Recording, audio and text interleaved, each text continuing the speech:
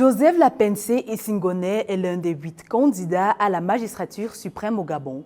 S'il est élu président de la République au soir du 12 avril 2025, Joseph Lapensé Essingoné entend bâtir un Gabon digne et prospère, promettant de restaurer l'état du droit, d'instaurer la gratuité de l'éducation et de la santé et de fusionner le Gabon et la Guinée équatoriale.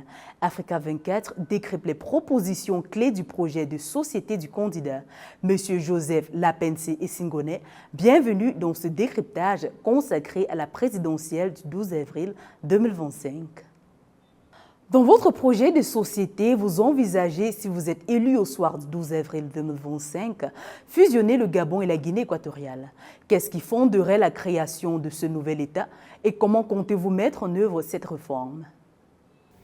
Bien, déjà, je dois vous dire que je suis panafricain dans l'âme, mais je ne crois pas aux États-Unis d'Afrique tout de suite. Voilà, ce beau désir de Kwame Nkrumah reste valable, mais je ne crois pas qu'on puisse y arriver tout de suite à fusionner tous les États africains, malgré la nécessité peut-être d'aller vers ça. Mais je pense qu'on peut commencer à rapprocher des pays qui sont constitués par les mêmes peuples, des pays qui n'ont été divisés que pour satisfaire les intérêts coloniaux. Vous voyez bien que la Guinée équatoriale et le Gabon, c'est le même bout de terre. La France a pris une partie et l'autre partie, l'autre bout de terre a été remis à l'Espagne. Aujourd'hui, je crois qu'il est grand temps de faire ce saut qualitatif parce que nous ne pouvons pas dire tous les jours que les États africains ne sont pas réellement souverains, indépendants et être coincés par l'héritage colonial. Je crois que vous-même, vous avez vu récemment, le président équato-guinéen a fait l'effort de permettre à une des provinces du Gabon, la province la plus rapprochée de la Guinée équatoriale, de bénéficier de l'électricité produite en Guinée. Et les chefs d'État ont échangé en francs. C'est bien pour vous dire qu'il s'agit exactement des mêmes peuples, d'accord, de la même culture, les mêmes francs qui sont en Guinée sont au Gabon, les mêmes Sekiani qui sont en Guinée sont au Gabon, les mêmes Benga qui sont en Guinée sont au Gabon. Et il faut donc que ces deux peuples comprennent, enfin ces deux États comprennent que dans le contexte de la mondialisation actuelle, pour qu'ils s'en sortent mieux, l'heure est aux grands ensembles. Il faut se mettre ensemble pour mieux se défendre, parce que ces deux petits pays qui sont immensément riches, mais très sous-peuplés. Quand vous prenez la population de la Guinée équatoriale et celle du Gabon, vous mettez tout ça ensemble, vous n'avez même pas la population de la ville de Douala au Cameroun. Donc il y a une véritable nécessité pour que ces pays se mettent ensemble pour bâtir ensemble leur avenir, parce que ces deux territoires très convoités, et si les dirigeants de ces pays ne font pas attention, d'autres peuvent leur récupérer ces pays.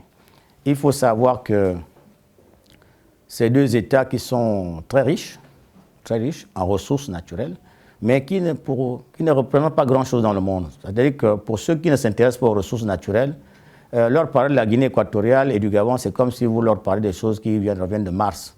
Voilà.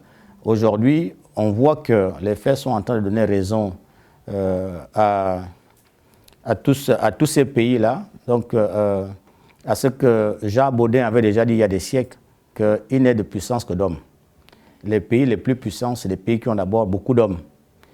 Alors, nous sommes considérés comme des micro-États. Personne ne nous prend au sérieux parce que les populations de nos États sont comme les populations des quartiers, n'est-ce pas, des villes de certains États. Donc, il faut qu'on se mette ensemble pour corriger tout ça. Vous ambitionnez également de restaurer l'état de droit et de l'autorité de l'État.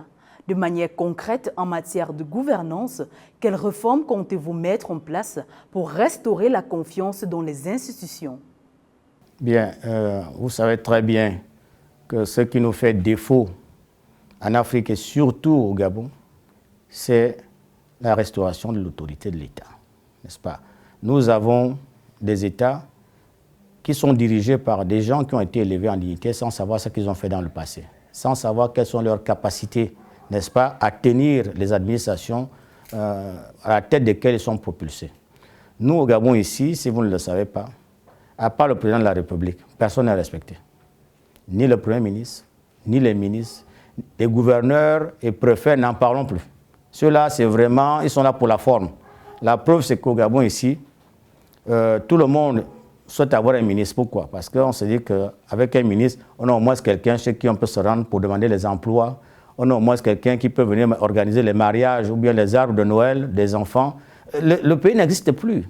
C'est-à-dire qu'on a un groupe d'amis qui se partagent l'argent du pays et qui se sont érigés en chef de certains territoires. Donc l'État lui-même n'existe plus.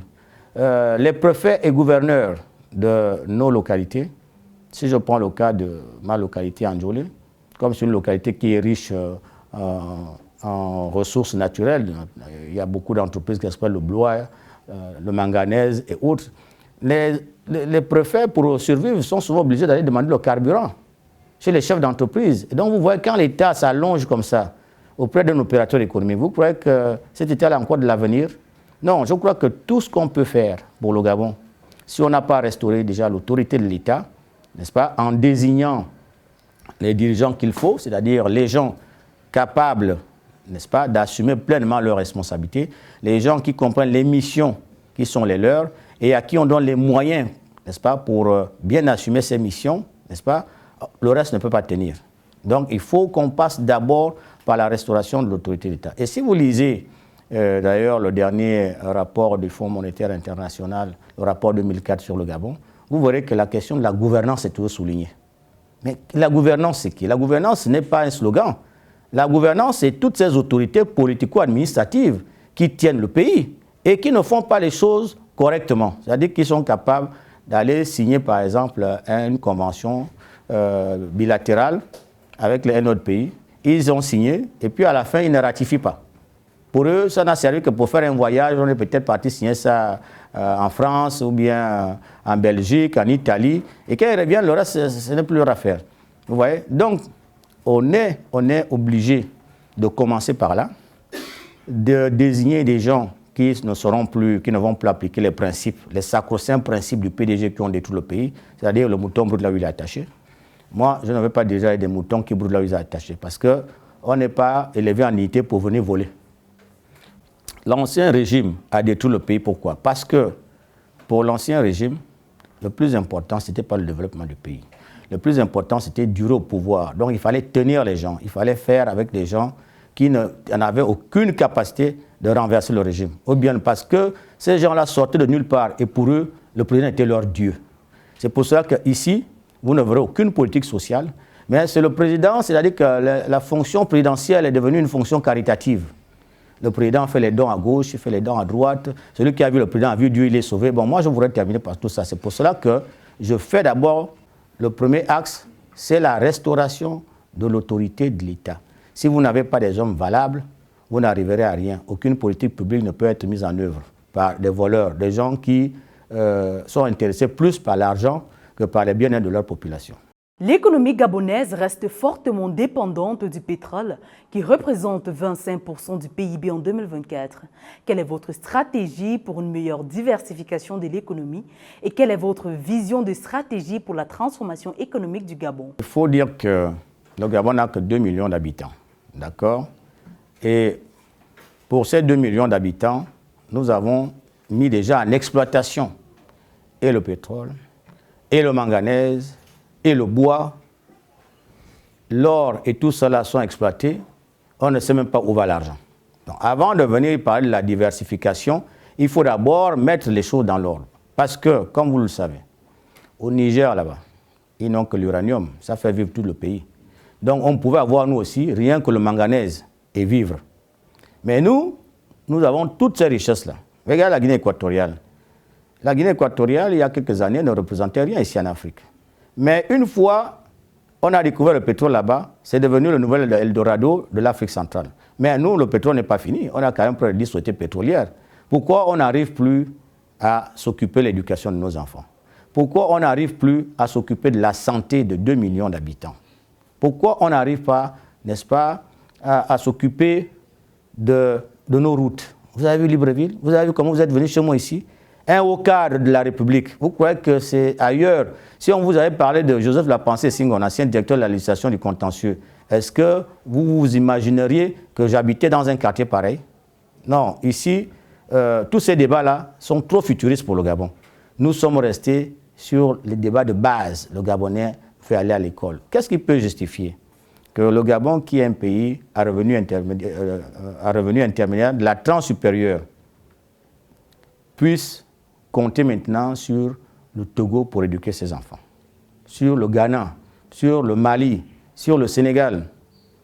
Lorsque moi j'ai suivi Abdou Diouf au cours d'une de ses interviews, Abdou Diouf disait que tout le monde lui reprochait que le Sénégal n'avait pas ceci, mais lui se battait avec l'arachide quand les autres avaient le pétrole et autres. Mais qu'est-ce qui peut expliquer qu'un enfant sénégalais, quand il gagne le bac, il ne rêve pas de venir au Gabon?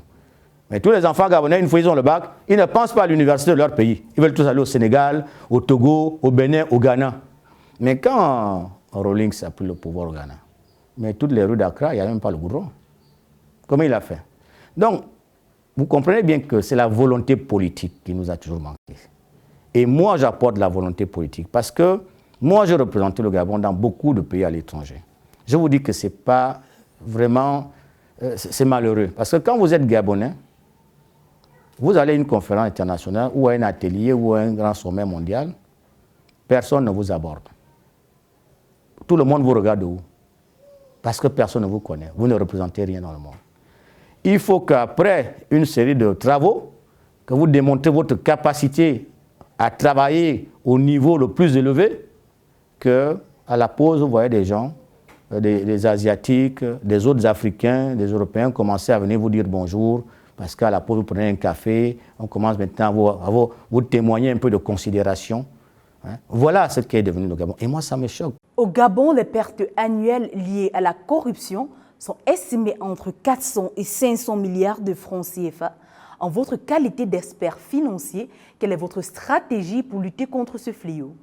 Le premier point, c'est qui tient tout ça là, c'est la gouvernance. Si nous améliorons la gouvernance, on peut maintenant penser au reste. Parce que la corruption, c'est la corruption des élites. Mais est-ce que ce sont les vraies élites? Non, ce sont les fausses élites. Parce que si moi je suis nommé ministre et que je sais que vous êtes mon frère et vous ne connaissez rien en finance, vous avez confiance en moi, moi je fais des études de finance, je vous mets quand même directeur financier. C'est pour que vous soyez obéissant. C'est que vous obéissez au doigt et à l'œil. Quand je vous dis sors l'argent, vous sortez l'argent. Voilà. Mais moi, je ne ferai pas ça. Parce que je désignerai les gens, n'est-ce pas, qui ont d'abord été bien formés. Et pour vérifier ça, c'est facile. Vous demandez les CV et après vous demandez les originaux des diplômes. C'est ça, non? Ensuite, quand vous les désignez, vous regardez quand même leur background, enfin leur parcours. Qu'est-ce qu'ils ont fait avant d'occuper tel ou tel poste? Quels sont leurs états de service? Moi, je vous ai donné mes états de service. C'est vérifié, vous avez l'administration fiscale. Actuellement, je suis encore inspecteur des services en fonction. La lutte contre la vie chère est une préoccupation constante pour les citoyens gabonais qu'Africa 24 a rencontrés. Quelles mesures comptez-vous mettre en œuvre dans ce secteur? Bien, là encore, vous mettez le doigt sur une urgence de l'heure. La vie chère, c'est un vrai sujet au Gabon, mais qui a toujours été maltraité. Parce que chaque fois que j'ai suivi les débats sur la vie chère à la télé, j'ai toujours rigolé. On appelle les gens du port, là, au Prague et tout, et puis on leur dit, bon, comment vous allez faire baisser le sac de riz? Comment vous allez faire baisser machin? Mais c'est amusant, parce que la vie chère, ce n'est pas seulement pour ceux qui importent. Allez-y chez moi, là-bas. Quand moi-même je vendais la carte, le kilo était à 400. Aujourd'hui, il est à 4000, donc 10 fois plus. Est-ce qu'il y a des droits de douane là-bas? Est-ce qu'il y a... Non, c'est des mesures pour aider les mafias économiques qui sont ici. Parce que quand on enlève les impôts, eux, ils augmentent les marges et les prix restent quasiment les mêmes. Vous voyez? Parce qu'ils trompent qui? Ils trompent les apprentis sorciers là qui se transforment en experts de finance. Mais moi, on ne va pas me tromper comme ça. Dans mon programme, je vous dis que je vais lutter contre la vie chère par les gains de pouvoir d'achat. Parce que lorsqu'on parle de la vie chère, on parle de quoi? La vie devient chère lorsque vos revenus, ce que vous gagnez, ne vous permet pas de couvrir vos charges. Donc, ici à Libreville, la vie peut être chère pour moi et Singon, mais moins chère pour quelqu'un qui a peut-être ses 10 millions par mois, qui est prêt à tout acheter. D'accord? Donc, lorsqu'on parle de la vie chère, ce n'est pas un tout comme ça. Le problème, c'est qu'il faut reconnaître que les revenus qui sont payés aux Gabonais ne leur permettent pas de vivre correctement. Et le premier employeur qui est concerné par le problème de la vie chère, c'est l'État, parce que l'État reste d'abord le premier employeur. Alors, qu'est-ce que l'État gabonais faisait avant? L'État gabonais versait des rémunérations basées sur un modèle économique, n'est-ce pas, qui prenait en compte le logement, le transport, un certain nombre de charges que le salarié, n'est-ce pas, enfin, le fonctionnaire ne supportait pas. Aujourd'hui, l'État s'est déchargé de tout ça. Vous aspirez à la magistrature suprême au Gabon. En quelques mots, quel est le message central de votre campagne et qu'est-ce que vous distingue des autres candidats? Bien, le message central, c'est qu'après cette transition, nous ne devons plus avoir le retour du système Bongo PDG qui a tué le pays. Donc c'est ce qui me différencie des autres candidats parce que moi, je n'ai jamais été au PDG, n'est-ce pas? Et je suis là, le véritable candidat de la nouvelle espérance. Je combats ce régime qui a détruit notre pays et je suis convaincu que si après cette transition, c'est ce régime qui revient au pouvoir, tout ce qu'on fait là, on l'aura fait pour rien.